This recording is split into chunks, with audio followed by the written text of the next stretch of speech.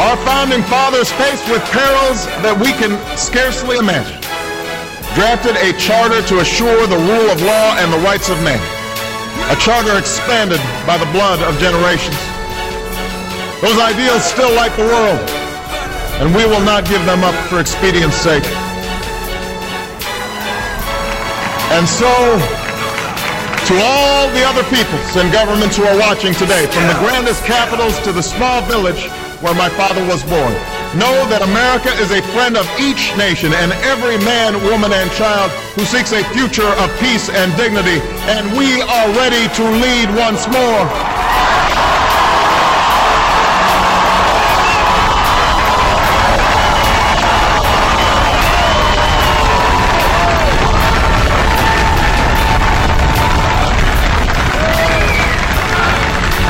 Recall that earlier generations faced down fascism and communism not just with missiles and tanks, but with the sturdy alliances and enduring convictions.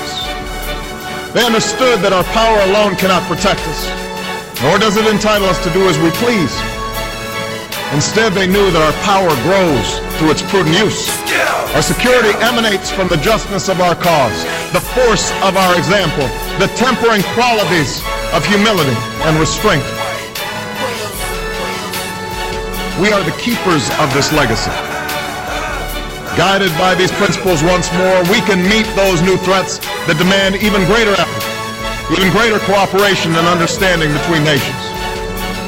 We will begin to responsibly leave Iraq to its people and forge a hard-earned peace in Afghanistan. With old friends and former foes, we will work tirelessly to lessen the nuclear threat and roll back the specter of a warming planet. We will not apologize for our way of life, nor will we waver in its defense. And for those who seek to advance their aims by inducing terror and slaughtering innocents, we say to you now that our spirit is stronger and cannot be broken. You cannot outlast us, and we will defeat you.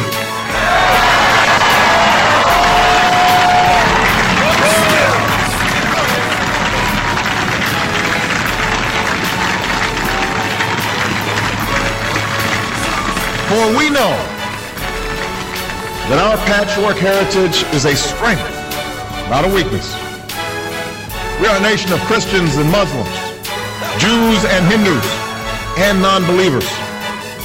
We are shaped by every language and culture, drawn from every end of this earth. And because we have tasted the bitter swill of civil war and segregation and emerged from that dark chapter stronger and more united, we cannot help but believe that the old hatreds shall someday pass, that the lines of tribes shall soon dissolve, that as the world grows smaller, our common humanity shall reveal itself, and that America must play its role in ushering in a new era of peace. To the Muslim world, we seek a new way forward, based on mutual interest and mutual respect. To those leaders around the globe who seek to sow conflict or blame their society's ills on the West, know that your people will judge you on what you can build, not what you destroy. To those who cling to power through corruption and deceit and the silencing of dissent, know that you are on the wrong side of history, but that we will extend a hand if you are willing to unclench your fist.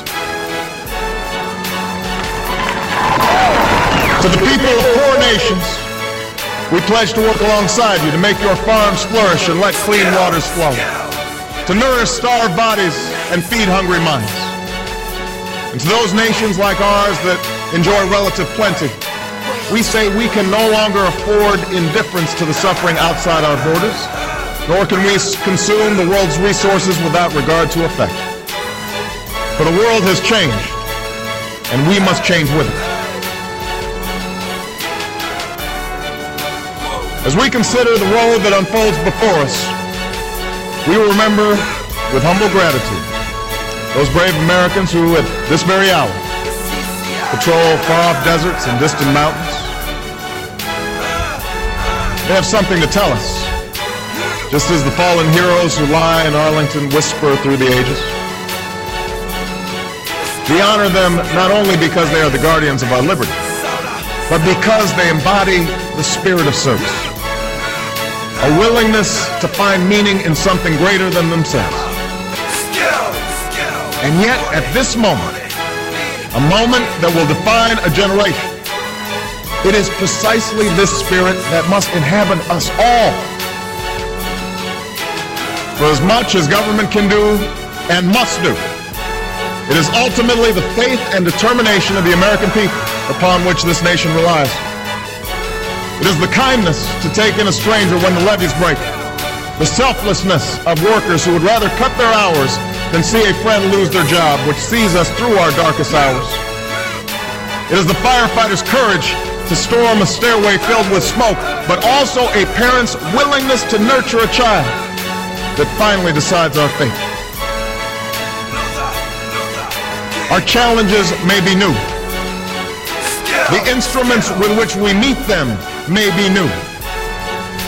But those values upon which our success depends, honesty and hard work, courage and fair play, tolerance and curiosity, loyalty and patriotism, these things are old. These things are true. They have been the quiet force of progress throughout our history. What is demanded then is a return to these truths. What is required of us now is a new era of responsibility, a recognition on the part of every American that we have duties to ourselves, our nation, and the world. Duties that we do not grudgingly accept, but rather seize gladly, firm in the knowledge that there is nothing so satisfying to the spirit, so defining of our character, than giving our all to a difficult task. This is the price and the promise of citizenship. This is the source of our confidence, the knowledge that God calls on us to shape an uncertain destiny. This is the meaning of our liberty and our creed, why men and women and children of every race and every faith can join in celebration across this magnificent mall, and why a man whose father less than 60 years ago might not have been served at a local restaurant can now stand before you to take a most sacred oath.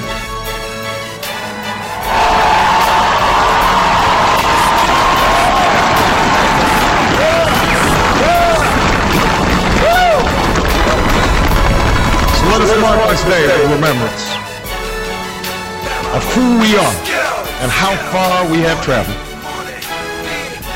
In the year of America's birth, in the coldest of months, a small band of patriots huddled by dying campfires on the shores of an icy river. The capital was abandoned. The enemy was advancing. The snow was stained with blood. At a moment when the outcome of our revolution was most in doubt, the father of our nation ordered these words be read to the people.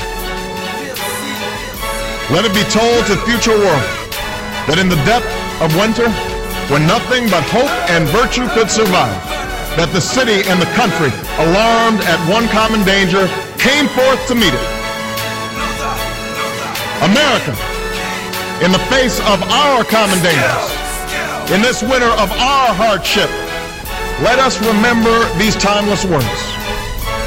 With hope and virtue, let us brave once more the icy currents and endure what storms may come.